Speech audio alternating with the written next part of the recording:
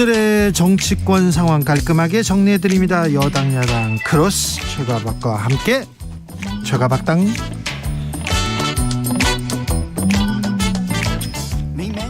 여야 최고의 파트너입니다. 주진우 라이브 공식 여야 대변인 두 분 모셨습니다. 최영두 국민의힘 의원 어서 오세요. 네, 안녕하십니까. 박성준 더불어민주당 의원 어서 오세요. 네, 안녕하세요. 반갑습니다. 네. 박성준 의원님. 예. 무슨 일로 바쁘십니까? 저요. 네. 이번에 책을 하나 냈습니다. 아, 그래요? 책자랑도 해도 됩니까? 네네. 그 바쁜 와중에. 예. 제가 2020년 이제 출마하면서 책을 좀 준비했던 책인데요. 네. 역대 이제 대통령 후보를 스피치를 분석해서 네. 대선을 분석하는 겁니다. 그래요? 누가 대통령이 당선이 되는지를 네. 그 분석을 하다가 제가 그 국회의원이 되고 나서 좀 시간이 없다가 이번에 6월 1일 지방선거 끝나고 부지런히 마무리해서 네. 이번에 이제 책을 하나 냈습니다. 이렇게 비춰주면 되나요? 스피치의 정치라고. 그러면 예. 윤석열 대통령의 스피치는 어땠습니까? 우리가 이제 대통령 후보의 스피치 유형을 4가지로 이제 분류할 수가 있거든요. 선동형, 주장형, 설득형, 호소형인데 윤석열 대통령은 주장형이죠. 그 주장형. 예. 네. 주장형이고 우리 이제 이재명 후보 같은 경우는 원래 이제 선동형이었는데 네. 대선 과정에서 제 책에서 이제 주장하는 게 이제 설득형으로 변화하거든요. 네. 그런 것들은 이제 제가 자세하게 하면 쓰고. 우리 박 의원님 설득형으로 바꾸려고 했는데 네. 아니죠. 설득당하지 않고 계속. 근데 사실은 이제 그 민주주의 정치에서 가장 강력한 스피치는 선동형이거든요, 사실은요. 아, 네. 선동형 스피치가 가장 강력한데. 광장에서 피를 끓게 하는 그런 예. 선동가들이 있죠. 만약에 최영두 의원께서 책을 썼으면 저 스피치와 또 미국 대통령이나 미국 정치인과의 그 연관관계 그런 걸로 거기까지 분석했을 텐데. 그렇지 말이에요. 그죠? 그래 그 책 선전에서 나도 또 책 선전도 해. 네. 최영두 의원님도 책을 스피치의 정치니까요. 다음 주에 저 출판 기념회도 합니다. 예, 네. 하겠습니다. 그만하세요, 그만. 네, 그만하겠습니다. 최영두 의원은 감사합니다. 저는 선거 때 쓰셨죠. 예. 저는 그런 책도 있고 저는 정책의 중요성을 봐 싱크탱크 책도 하나 있고 네. 내년이 한미동맹 70주년입니다. 네. 사실 지난 광복절 연휴 내내 우리 지역에서는 아주 의미 행사가 많았는데 네. 그 참 6.25 때 우리가 참 정말 풍전등화 같았던 순간이 많았습니다. 비극적인 사건도 많았고요. 그래서 그때 그걸 역전시키고 그걸 마지막 막아낸 지역이 우리 마산이더라고요. 그래서 그 내용까지 포함해서 내년에 제가 옛날에 그 한미동맹 비사에 대해서 쓴 책이 하나 있습니다. 특파원 할 때부터. 네. 그 책 제목이 이제 아메리카 트라우마라고 되어 있는데 그걸 내년에 정부에서 네. 우리 마산 방어 전투까지 넣어서 네.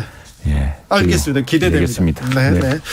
자, 국민의힘은 주호영 비대위가 이제 꾸려졌습니다. 그래서 이준석 전 대표가 됐습니다. 이제 이준석 대표의 시대는 432일 만에 불명예 퇴진했는데요. 자, 비대위 구성 어떻게 보셨습니까? 예, 뭐 비상 상황이란 것은 그 더 팩터 사실상 뭐 이제 비상 상황 아니겠습니까? 네, 비상이죠. 예, 법률적으로야 이제 이준석 대표가 가처분 신청을 내놨습니다만 집권 3개월째 정당이 이렇게 집권당이 내홍을 겪고 이 자체도 비상이지만 네. 그것보다 더 큰 비상은 국가가 지금 비상입니다. 경제적으로나 이쪽으로 그 외교 안보 상에서도. 그래서 그걸 이제 어쨌든 수습하기 위해서 비상대책위원회가 섰고 마침 또 이게 내일이면은 취임 100일째이죠. 대통령 취임. 네. 집권 100일입니다. 집권 100일 날 이제 서가지고 올 연말까지는 어쨌든 이 비상 상황을 조금 안정시키겠다는 각오로 매진할 텐데 구성이 좀 의외였습니다. 어제 밤까지도 기자들이 누가 비대위원 될지를 몰라서 예. 뭐 저 같은 사람도 혹시 되는지 알고 물어보는 사람도 있고 했는데 어쨌든 제가 보니까 상당히 잘했습니다. 우선에 초선에는 엄태영 의원하고 전주의 비례대표 의원 두 분이 포함됐는데 두 분 다 아주 내공도 있으시고 특히 초선 엄태영 그 의원은 충북 제천 단양 출신인데 시장 출신입니다. 시장 출신 중에서 지금 국회에 우리 시장 군수 모임이 있거든. 출신 모임이 있는데 네. 지역의 어려움을 굉장히 잘 아시는 분이고 전주 의원은 역시 이제 율사로서 전반적으로 또 여성으로서 많은 부분을 또 대변해 줄 수 있는데 특히 한 부분은 우리 광주시장 후보로 했던 주기환. 네. 이분은 광주라면 어떤 곳입니까? 우리 당으로서는 정말 참 가장 힘든 곳 아니겠습니까? 그곳에 따가운 여론까지 수렴하겠다는 의사를 이게 이제 이번에 의지를 담은 것 같고요. 다음 중앙청년위원회 부위원장을 지냈던 우리 강원도 도의원 또 세종시 의회 의원 그러니까 이소희 변호사인데 80년대생 또 청년의 남녀 목소리를 더구나 지역에서 광역의원의 경험을 해왔던 사람들을 통해서 듣겠다고 해서 일단 구성은 아주 잘 된 것 같습니다. 네, 저는 뭐 일단은 비상상황, 비상사태라고 하는 표현을 자주 쓰는데 비상상황과 비상사태를 인위적으로 만들었죠. 국민의힘에서는. 예를 들면 이준석 당대표는 당심과 민심을 얻어서 새로운 혁신의 아이콘의 당대표가 됐는데 대선 이후에 결국은 이준석 당대표를 제거하기 위한 작업에서 일어난 상황이 바로 비상상황이다. 그러니까 비상상황, 비상사태라는 것은 연출된 상황이라는 거예요. 그러니까 자연스럽게 이루어지지 않았다라는 거고 그것이 이제 당내 내분으로 이제 가속화되는 상황에서 비상대책위원회를 만들 수밖에 없는 건데 그 상황에서 이제 주호영 비대위는 발족할 수밖에 없었고 그것이 공식 출범을 했는데 저도 정치권들에서 비대위를 옆에서 좀 지켜봤거든요. 근데 구성은 누구나 할 수 있는 겁니다. 근데 무엇을 할 거냐에 대한 부분인데 여기서 구성을 했다고 했을 경우에 오늘 같은 경우는 뭐를 하냐면 이 구성과 더불어서 비대위는 이러한 현실 진단 국민의힘의 문제가 무엇이다라는 거 그리고 내용에 왜 이러한 원인이 무엇인지 이준석 당대표에 대한 부분까지 어느 정도는 비대위 구성과 함께 얘기가 나왔어야 되는 것이죠. 그러니까 구성만 한 것이 지금 가장 큰 문제가 윤석열 정부와 이 국민의힘의 가장 큰 문제인 거예요. 무엇을 할 것인지를 내놓지 않는다는 것이죠. 자, 그것이 여기에 저는 현실 진단에 있다. 속도를 내보겠습니다. 그런데 오늘 의원총회에서 권성동 원내대표 재신임 결정했습니다. 네. 자, 책임론도 좀 나왔습니까? 저 사실 방송 때문에 오늘 못 갔었는데. 자, 그러면요. 네네. 근데 권성동 대표가 오늘 그 의원총회 끝나서 그 표결 결과는 공개하지 않았지만 압도적이라고 했습니다. 압도적이라고 했습니다. 이게 이제 그만큼 우리 당에서 위기 상황을 느끼고 있기 때문입니다. 여기에서 또 말을 갈아타기가 어려운 이런 상황이고 어쨌거나 지금 이 문제를 또 결자 해지해야 될 상황이기도 하고 하니까. 그래서 네. 자, 그러면 권성동 대표 직무대행이 그때 비상 상황이 생겨가지고 비대위를 꾸렸는데 다시 비대위원이 된다. 이게 앞뒤가 안 맞는다. 이거는 국민의힘 내부에서도 나왔는데 이 부분은 어떻게 보십니까? 그거는 지금 비대위도 어쨌든 의원들과 결합, 그러니까 기본적으로 지금 비대위가 사실 원의 힘, 원의 젊은 청, 네. 젊은 남녀 우리 도의원들 그리고 전문가들 그다음에 지방에 있는 지방의 목소리 이런 것들을 반영한 것이거든요. 원내의 목소리가 상대적으로 적게 반영될 수가 있습니다. 그래서 그 비대위가 물론 이제 주호영 비대위원장이 원내에 있지만은 그러나 원내와 유기적 결합, 유기적인 이제 운영을 위해서 그 당연직으로 네. 예, 원내대표와 정책위원장은 포함된 거죠. 저는 그 권성동 그 원내대표가 원인의 제공자이고요. 직접적 책임자라고 봐요. 정치는 책임을 져야 되는 거 아니겠습니까? 이 비상 상황과 비상 사태를 만든 주요 원인 제공자가 권성동 원내대표 아니겠어요? 그러니까 저는 이 비대위원 구성에 있어서 가장 큰 문제가 제가 처음에 드렸잖아요. 현실 진단을 해야 되는데 현실 진단이 안 나왔다는 거예요. 구성은 할 수가 있죠. 그러니까 무엇을 할 것인지가 나올 수가 없는 거예요. 원인에 대한 문제를 제대로 파악을 못했는데 그래서 저는 비대위가 실질적으로 상당히 어려움에 직면할 수밖에 없다. 자.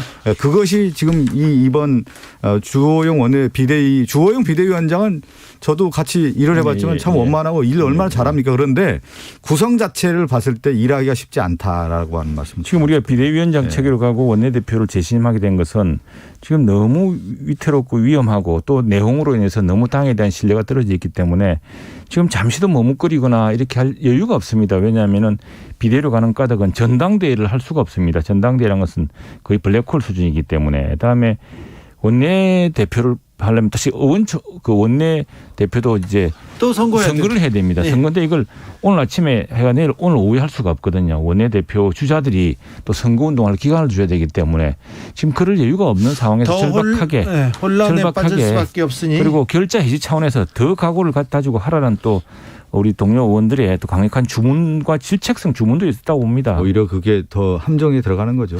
주호영 비대위가 첫 번째로 넘어야 될 산이 윤석열 대통령도 마찬가지로 첫 번째 넘어야 될 산이 이준석 대표인 것 같아요. 연일 방송에서 독설 퍼붓습니다. 자, 윤석열 대통령 성적 치면 한 100점 만점에 25점 정도 그리고 영부인 팬클럽 얘기까지 하기 시작했습니다. 이준석 대표의 말말말. 근데 그게 이제 조금 우리 언론에서 관심을 그쪽만 맞춰서 그런데 보면은 그 최소한 그 대통령에 대해서는 조심하는 대목이 보입니다. 그래요? 예. 그리고 지금 그게 조심 안 하는 것처럼 보이는데. 아니 그게 그런 이야기 했잖아요. 무슨 양두구육 가지고 내가 어디에 그런 말을 했냐고 또. 예, 그런 말을 했어요. 예. 그다음에 이제 그 변호사.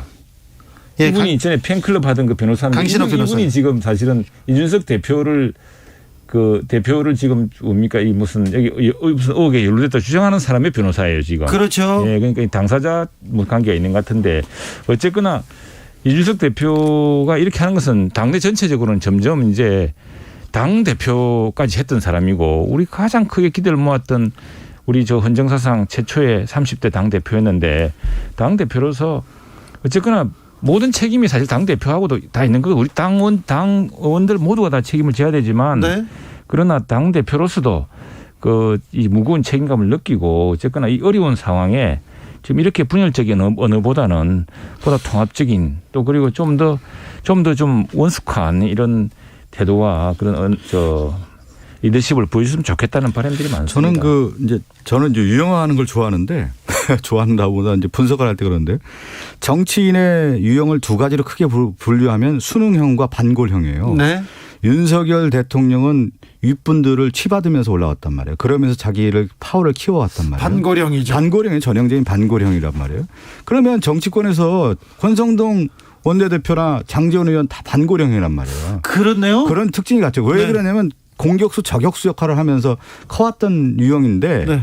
그분들이 누구를 치냐면 이준석 당대표를 쳤는데 이준석 당대표는 제가 지난번에도 얘기했지만 정치를 어떻게 커왔냐면 자기 세력을 강화하는 쪽이 아니라 적대 세력을 약화시키는 저격수 같은 역할을 하면서 커왔단 말이에요. 여기도 그러니까 이준석 대표도 전형적인 반골형이란 말이에요. 네. 그러면 뭐가 되냐면 제가 말씀드린 것처럼 원인 진단이 안 된 거예요. 반골형끼리의 지금 싸움인데 이걸 융화할 수 있는 융화제가 없는 거예요. 그래서 지금 계속 싸우는 거고 이준석 당대표가 그런 얘기를 하잖아요. 그 강신업 변호사 같은 경우는 김건희 여사의 팬클럽 회장이란 말이에요. 그러면 이 문제가 어떻게 되냐. 전 회장이죠. 전 회장이든 어떤. 그러면 어떻게 느껴지냐면 네. 여기에 윤핵관과 연결됐다라고 하는 그 모종의 어떤 모습이 있단 말이에요. 이런 것들이 다 어떻게 보면 여기서 정리를 해줘야 되는 건데 그렇게 안 되니까 결국 뭐냐면 반골형과 반골형의 싸움이 이루어지는 건 그건 어떤 거냐면 파탄인 거예요. 파탄. 그래서 앞으로 계속 싸울 겁니다. 이거는 단순하게 해결되는 거 이준석 당대표가 접지를 않아요. 그리고 접을 필요도 없고 왜 그러냐면 이준석 당대표는 이미 저는 기자회견하는 모습을 볼 때 승부수를 띄운 거예요. 자기 정치 생명을. 그래서 여기서 이렇게 갈 수밖에 없는 그런 형국이다.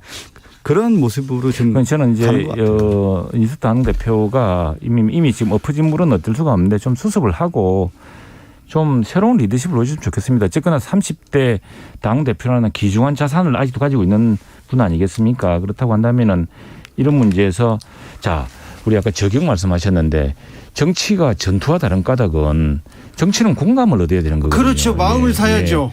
지금 우리 정치 지도자들 보면 전부 우리 박 의원님 말씀하셨지만 반감과 적대적 언어와 저격으로서 이렇게 어느 단계의 정치적 입지를 굳히고 있는 사람인데 그런 정치에 사람들이 꼭 실정을 내고 있습니다. 그런 사람들이 아주 그냥 넌들이 치고 있어요. 그래서 오히려 나는 이 기회에 본인이 들어 오해도 당하고 이렇게 했지만 그런데 지금 이 상황도 보면은 그럼 나는 전혀 책임이 없다 이럴 수도 없는 상황이에요. 왜냐?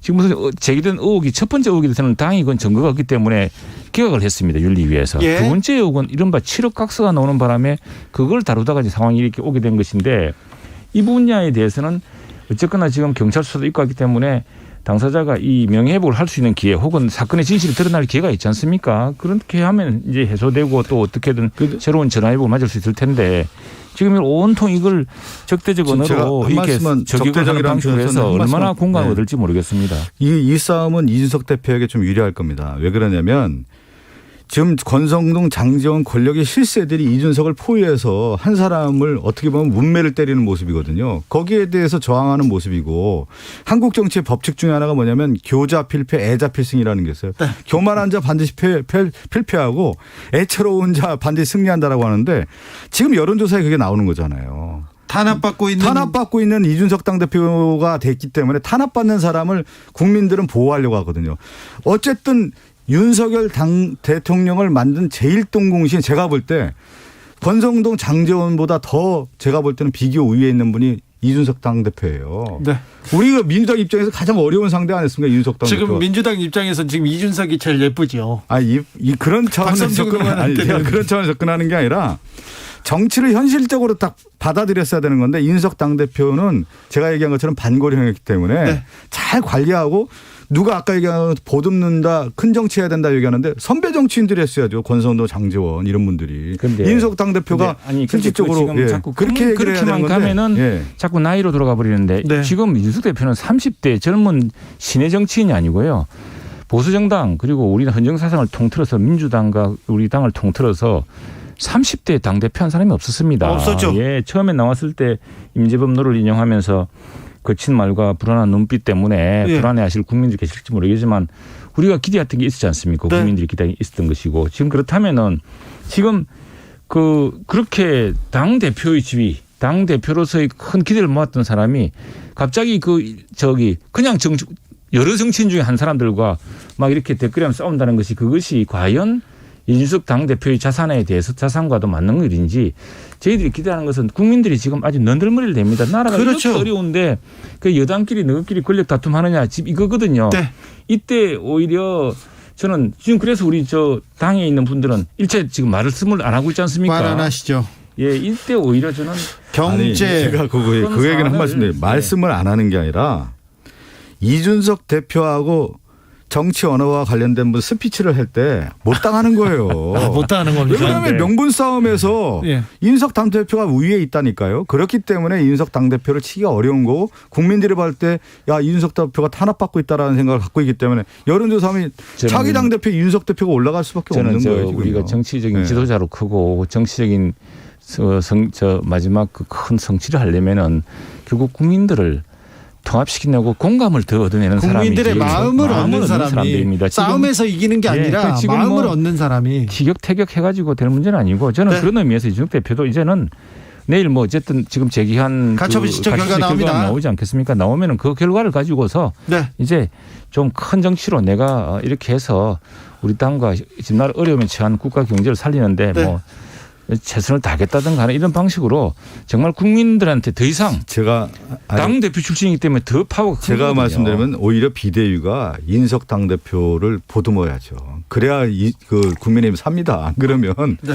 이준석 당대표 쳐가지고 뭘 얻을 수 있겠어요. 비대위는 뭐 관계가 없죠. 비대위는 아니 비대위는 이제 다음 지도부니까 그 대표랑 이제 만나기도 하고 그런데 이제 이준석 대표 이야기는 그 비대위는 관계 없다. 내가 주호영 비대위원장하고는 아무런 뭐 저것도 없고 딱 만나는 것도 별로 서로에게 유익하지 않다라고 이제 선을 그었는데 비대위 문제는 어쨌거나 이 당내 지금 어쨌든 내용 상태는 맞지 않습니까? 그 상태를 수습해야 되고 누군가 이제 중진들의 정치력을 정말 발휘해야 될 순간이 왔습니다. 정치력 얘기 나왔습니다. 지금 경제, 외교, 안보 다 비상 상황이고 시대가 바뀌는데 지금 대통령이 정치력을 보여주지 못하고 있어요. 그리고 윤핵관 대통령 주변 사람도 마찬가지고요. 그리고 전 여당 대표가 됐지만 여당 대표도 정치력을 보여주지 못하고 있다. 이렇게 보입니다. 가장 정치력을 지금 정치를 해야 될 분들이 정치력을 보여주지 못해요. 정치인들이. 이게 또 문제인 것 같아요. 예, 뭐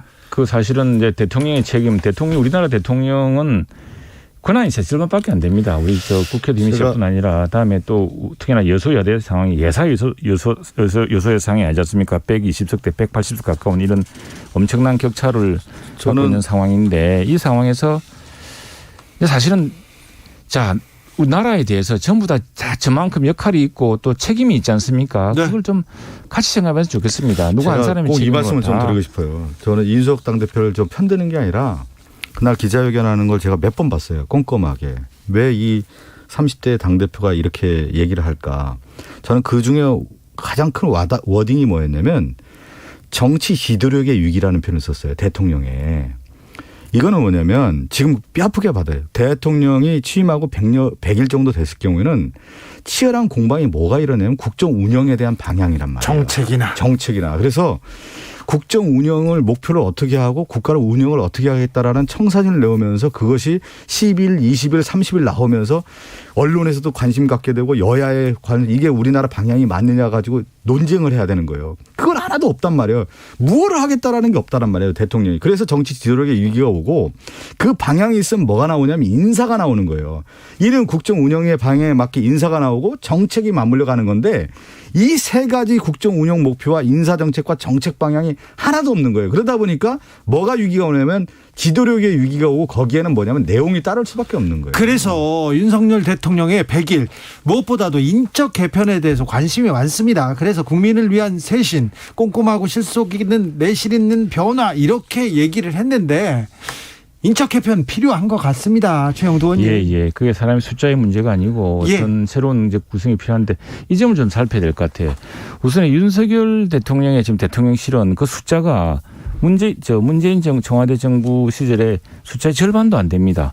그러니까 지금 윤석열 대통령으로서는 굉장히 새로운 어떤 대통령실의 도전. 이제 정상화를 할까 어떤 거냐면은 종전에 우리 진보 정치학자로 유명한 분들이 과거 청와대가 너무 비대하고 너무 힘이 집중됐다 그래서 이게 청와대 정부라고 이름을 붙였습니다. 청와대 정부는 반헌법적인 겁니다. 그건 국무회의를 통해서 해야지. 그래서 당시에는 보면은 수보회의라고 그래요. 수석 보좌관과 회의만 해요. 대통령이 국무회의를 하는 모습을 별로 볼 수가 없었습니다. 그래서 청와대 정부라는 걸 이제 사실은 탈피를 했죠. 순에 청와대를 국민에게 돌려줬습니다. 대통령실로 나왔는데 그 숫자가 정책실장실도 없죠. 민정수석실도 없습니다. 왜? 그건 다 각자 부처로 돌려줬기 때문이죠. 그런 상황에서 지금 역대로 맡은 과제는 어마어마하게 크죠. 사상 최악의 부채를 물려받은 데다가 퍼펙트 스톰이라는 국내의 환경도 있고 이제 이걸 누구한테도 미룰 수도 없는 상황입니다. 이걸 해야 되는데 또 압도적인 여소야대 상황 때문에 물론 일부 강요 추천에서 좀 문제가 있었던 건 사실입니다. 사실인데 처음부터 그냥 이 상황을 가지고 야당이 밀어붙이니 무슨 의제면 뭐를 하나하나 하기조차 어렵고 왜 추진하는 의제가 없었겠습니까? 정말 경제를 빨리 살리고 물가를 잡고 이런 것들이 굉장히 중요한 과제인데. 자, 마이크를. 아니 저는 윤석열 정부도 그렇고 이제 국민의힘이 남 탓할 필요가 없다는 거예요. 남 탓 안 합니다. 남 탓하기도 책임 있는 정당의 모습으로서 지금 그 중론이라고 하는 여론이라고 할 때 똑같이 얘기하는 겁니다. 국정 운영 방향 목표가 없다. 네. 뭘 하는지도 모르겠다. 이런 거 만들어내야죠. 그게 왜 없었냐 우리가 있었다 얘기하는 게 아니라 왜 국민에게 그게 다가가지 않았는지를 알려주면 되는 겁니다. 알겠습니다. 자, 그렇다면 민주당에서 미래를 볼까요? 정책을 볼까요? 비전을 볼까요? 그것보다는 당헌 개정 이런 얘기가 나옵니다. 사실 어대명 박대명 얘기 나옵니다. 그래서 이렇게 전당대회에서 비전 얘기하고 희망 얘기하고 우리가 민주당이 더 나은 희망이라는 얘기를 더 할 수도 있었을 텐데. 당연하고 이제 이제 민주당은 앞으로 책임 있는 정당 또 이기는 정당 국민에게 다가가는 민생 정당으로 갈 수 있게끔 지금 전당대회를 준비를 하는 거고요. 지금 주 앵커께서 얘기한 이제 그 당헌 당규와 관련된 부분 더 건설적인 방안을 아는데 아마 이제 지금 쟁점은 80조에 관련된 부분이 되는 것 같아요. 전준위에 있었는데요. 제가 오늘 전준위에서 저도 이제 발언을 했습니다. 제가 전당준비위원회 위원이기 때문에 뭐를 얘기했냐면 80조가 논쟁이 됐으니까요. 저는 그 80조가 뭐냐면 기소만 되더라도 그 직무가 정지가 되는 조항이에요. 그게 핵심이요. 근데 이건 나는 문제가 있다고 봤어요. 왜 그러냐면 우리가 정치의 문제는 사실은 정치에서 해결하는 게 가장 좋은데 그 판단이 이제 법적인 판단이 있지 않겠습니까? 그러면 사법의 영역을 넘어갔을 때 검찰이 기소만 해가지고 했을 경우에 정치인의 직무정지가 된다. 이건 저는 받아들일 수 없는 조항이다. 네. 왜 이런 조항을 만들었냐. 저는 개정해야 된다고 얘기를 했고 만약에 그렇다고 하면은 사법적 판단이라고 하는 법원의 판단이 1심이나 2심에서 나와서 유죄가 된다고 하면은 그때의 직무정지를 해도 충분한 기간이 있는데 왜 이런 조항을 넣냐. 이 전당대회를 하기 위해서는 당헌 당규 규정을 개정하는 게 마땅한 겁니다. 그러면 문제가 있는 조항은 바꾸는 게 맞는 것이죠. 근데 이게 지금 언젠가 이전에 이재명 후보가 기소된 상황이 있었습니다. 결국 나중에 대법원에 가서 그게 이제 무죄 지지로 파기되었고. 성남시장 시절에. 네. 그게 지금 또 뒤에 거기 누구 대법관 이름도 나오고 또 그 대장동 그 주인공 인해도 나오는 그 사건으로 이어지고 있지만 그때 이재명 지사가 지사였죠. 시장이었습니까? 시장이었습니다. 시장이 스스로 당원권 왜냐하면 그때 이 80조 살아 있었거든요. 그러니까 당원권 정지를 스스로 자청했습니다. 그렇게 해서 이게 그 기조가 본인 스스로도 아주 알고 있는 중대한 문제예요. 그런데 지금 많은 민주당원들이 걱정하는 문제, 그래서 민주당이 전당대회 투표율이 이렇게 저조한 이유가 야 이게 한 사람을 보호하기 위한 방탄 정당으로 만들려는 거 아니냐는 그런 우려가 있는 것 같아요. 제가 보기에는. 그렇지 않습니다. 예, 전혀. 그래서 제가 이제 한국 정치에서 가장 큰 그래서 어느 정당이나 다 있습니다. 기소되면은 이 문제에 대해서는 당직을 물러나게 하는 것들은. 국민의힘도 있습니까? 그렇습니다. 그러면 그거는 당연하죠. 바꿔야 됩니다. 왜 그러냐면 그리고 그 민주당에서 다 만들어 놨던 아니, 거 스스로. 보세요. 왜 지금 와서 바꿉니까? 우리가 이제 그 민주주의가 되면서 정착돼서 정치에 사법화라는 얘기를 많이 하죠. 정치적인 문제를 자꾸 사법으로 넘겼는데 정치에서 풀어야 되는데 그렇지가 못한 문제였고 그런데 이제 부정부패 관련된 기소만으로 했는데 과연 이 조항 자체가 검찰의 기소만으로도 정치인으로서의 직무가 정지된다. 이건 굉장히 큰 문제예요. 사법의 정치를 오히려 촉발시키는 당직이 정의되는 겁니다. 예를 들면 이렇게 되는 거죠. 제가 만약에 정하죠. 지역위원장 아닙니까? 국회의원이면서. 그러면 지역위원장의 역할이 직무가 정지가 되는 거죠. 쉽게 얘기하면. 그러면 국회의원직은 유지하지 않습니까? 아니 그러니까 정치인으로서 그 당무가 지역이 되면 당대표도 안 되는 거고 지역위원장도 안 되는 거 다 안 되는 겁니다. 당무 예를 들면 그 자체가 기소만으로 했을 경우에 사법의 정치화를 촉발시킬 수 있는 거예요. 오히려 검찰이 정치의 영역으로 들어올 수 있는 공간을 열어놓는 거예요. 그래서 저는 이거가 문제가 크다. 네. 그래서 이걸 개정해야 된다. 저는 그렇게 통상은 이렇게 하면 통상은 그 네. 기소당하는 사람 검찰이 그래 요즘 어떻게 애사로 기소를 합니까? 지금 검수완박해가 꽁꽁 묶고 났는데 근데 그 시행령을 지금 다 바꾸고 있잖아요. 아니 시행령도 지금 범죄를 잡아야죠. 큰일입니다 지금 나라가. 범죄를 어떻게 민주당은 우리가 큰 공직 범죄를 그냥 두자고 입법을 합니까? 만들어야 될 국회의 권한을 그런데 여기까지 침범하는 거 아니에요 지금? 침범해서 시행령으로 만드는 건데. 보통 그만큼 되면은 내가 결백을 증명한 뒤에 돌아오겠다 이러는 법입니다. 그만하겠습니다. 지금 당 전체를 볼모로 잡고 있어요. 마이크를 국회로 보내보겠습니다. 국회에 나가 있는 최영두 특파원 오늘 빌 게이츠 보셨어요? 예, 봤습니다. 저는 그 회의가 계속 있어가지고요. 빌 게이츠 무슨 말 하던가요? 우리가 영어를 했어요. 그런 얘기 하지 마시고요. 빌 게이츠 전반부는 좀 들리더니 후반부는 잘 안 들렸어. 그랬는데 또 미국통 아닙니다. 빌 게이츠는 비교적 그 언어가 좀 선명해가지고. 네. 그리고 뭐 백신 워낙 빌 게이츠 멜린다 재단의 활동이 워낙 세계적이어서 이번에 것도 백신에 관한 이야기거든요. 네네. 우리가 처음에 국산 백신을 개발할 때 빌 게이츠 재단에서 좀 같이 얘기했죠. 해서 네.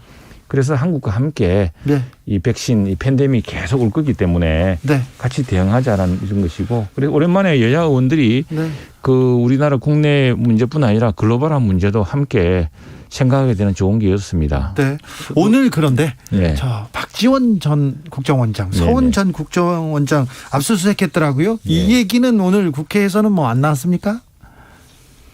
저는 한 말씀 드리고 최영도 의원님이 얘기하는데 네, 지금 저는 왜 과거에 보수 정권의 악습을 따라가는지 모르겠어요. 아, 그래요? 악습 아니에요, 북풍몰이. 왜 북풍몰입니까? 이게 정상적으로 아니 국회 그 국가의 국가안보 업무가 결국은 북풍몰이 하면서 전직 국정원장들 조사 압수수색하는 거 아니겠어요? 전직 국장관들 다 구속시켰잖아요. 지난 정부에서. 지난 정부에서는 국정농단 아닙니까 그게? 이거는 국가안보를 위태롭게 한 사태 아니겠습니까? 그렇게 이야기하자면은. 그러니까 결백을 정리할 결국은 지금 보면 보수 정권이 악습이라고 하는 제가 구수. 폐악이에요 이게. 그래서 그 전 정부의 DJ 정부도 다 했던 일이니까 왜 이런 것을 따라가는지 모르겠어요. 네. 지금 제가 얘기한 국정 운영 방향에 대한 얘기도 좀 하세요 좀. 그렇게 하겠는데 내가 이게 이제 저는 오히려 이게 두 분이 결백을 정리할 방법 요즘 압수수색 한다고요 마구 못합니다. 탁 더구나 이분들 다 민주당에서 또 탁 눈을 부릅뜨고 보고 있기 때문에 네. 그 영장 집행도 요즘 영장 집행한다고 막 뒤지고 그러지 그렇죠. 못합니다. 네. 예, 그리고 이건 오히려 그렇다고 한다면은 두 분이 지금 주장하는 결백을 또 보여줄 수 있는 기회이기도 하고요. 뭐 집에 차단도 없으면 이제 끝난 거죠. 뭐 압수수색했다고 박지원 전 원장은 좋아하시더라고요. 네. 최가박당 여기서 정리할까요? 그러시죠. 네. 여유가 너무 있어가지고. 네. 최영두, 박성준, 최영두 두 분 감사합니다. 감사합니다. 네. 참 정부 여당 얘기를 한 70%하고 야당 얘기 조금 하고 이런 거에서 벗어나야 될 텐데 2부에서 뵙겠습니다. 감사합니다, 두 분.